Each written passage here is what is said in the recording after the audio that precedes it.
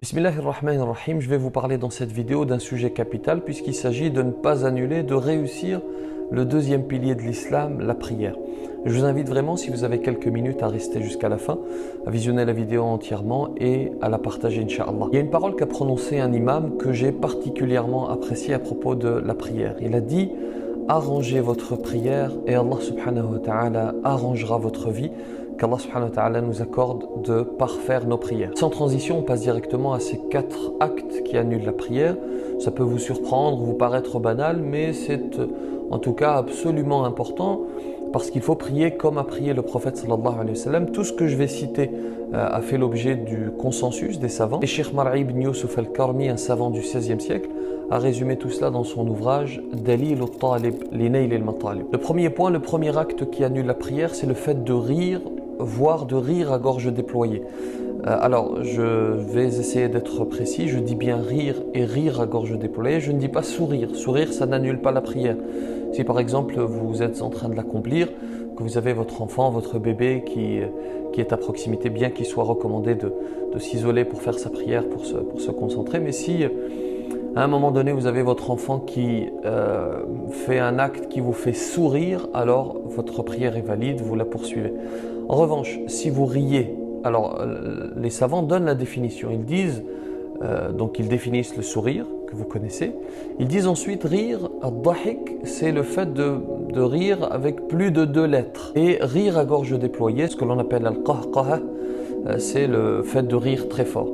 Donc cet acte, si vous le faites pendant la prière, alors votre prière est invalide. Deuxième chose qui annule la prière, s'il y a des impuretés sur votre corps ou sur votre vêtement ou là où vous priez, à proximité de là où vous priez.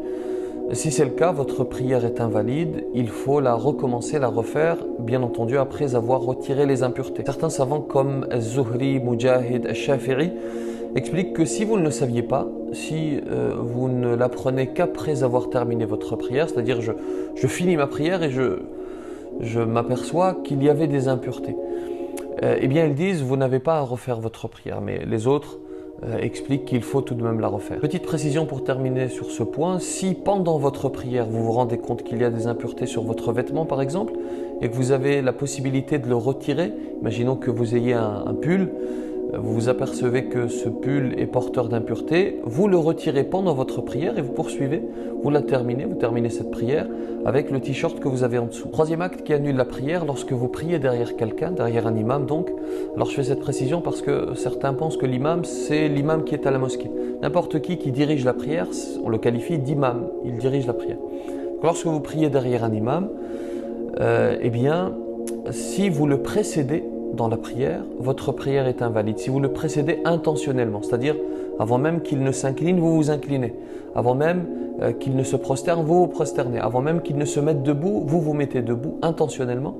Eh bien, votre prière est invalide parce que le prophète sallallahu alayhi wa sallam a dit « La tasbiquni bir-ruku'i wala bis-sujudi wala bil-qiyam » Ne me précédez ni dans la génuflexion, ni dans la prosternation, ni dans le fait de se mettre debout. Il est vrai que parfois, certains sont pressés et pensent que la prière va se terminer plus vite s'ils devancent l'imam.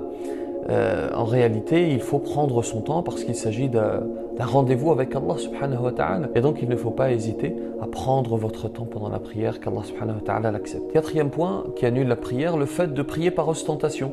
Je suis à la mosquée, je sais qu'il y a des gens derrière moi qui me regardent et je prie consciencieusement pour que les gens disent « Masha'Allah, quel pieux, quelle belle prière ». Je suis dans mon salon avec des invités, je fais la prière pour qu'ils disent quel pieux. Je peux même être seul dans ma chambre, faire la prière tout en espérant que l'on ouvre la porte. Vous voyez à quel point c'est précis. J'espère en mon fort intérieur que l'on ouvre la porte pour que l'on dise Masha'Allah, il est en train de faire la prière. Tout cela c'est de l'ostentation et ça annule la prière. Et d'ailleurs c'est valable pour tous nos actes. Tout ce que nous faisons, nous devons le faire pour Allah subhanahu wa ta'ala et exclusivement